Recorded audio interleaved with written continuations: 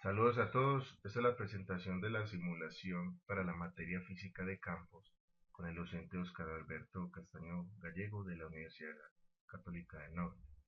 El tema que nos corresponde es ángulo crítico de la ley de Snell, que va a ser presentado por Jorge Acevedo y por quien les habla Jason Jaramillo.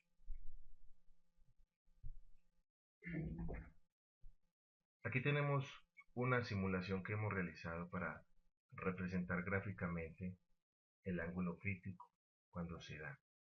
En este caso, cuando tenemos dos medios diferentes, como el aire y el agua, y queremos incidir en un haz de luz con un ángulo de incidencia, lo que pasa es que la luz se va a desviar con cierto ángulo, como vemos acá.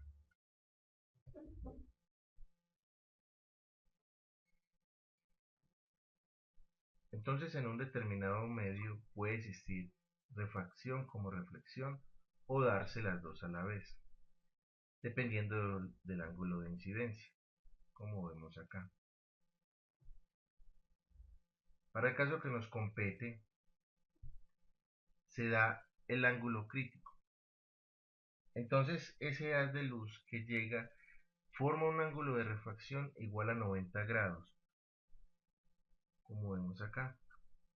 Cuando eso ocurre, el ángulo aquí formado se le conocerá como ángulo crítico o ángulo límite, presentando una reflexión total. Ahora mi compañero Jorge Iván va a dar explicación al problema que vamos a tratar sobre este tema. Eh, Buenas para todos. Bueno, entonces para dar un mejor entendimiento pues, a lo que acaba de explicar mi compañero, proponemos este problema donde queremos hallar el ángulo de incidencia. Entonces, dice que un pez en el fondo del mar, cuyo índice de refracción es de 4 tercios, quiere ver al exterior, notando que no existe refracción ni reflexión en su visión, hallar el ángulo de incidencia. Entonces vamos a hacer una gráfica como para contextualizar el problema. Entonces tenemos la partecita azul que nos va a simular como si fuera el mar, el pez, la mirada hacia el exterior, la flechita cafecita que nos indica que se encuentra en el límite, ¿sí? Vemos el ángulo de 90 grados que se forma en la refracción.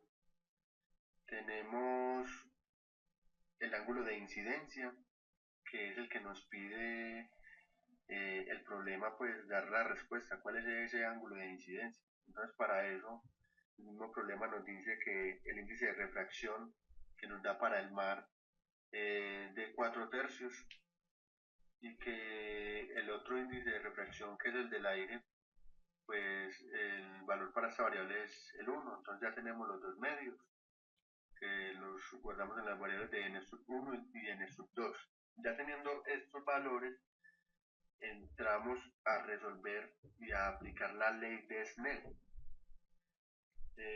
Para la aplicación de la ley de Snell tenemos que se resuelve donde seno de ángulo crítico es igual a n sub 1 sobre n sub 2.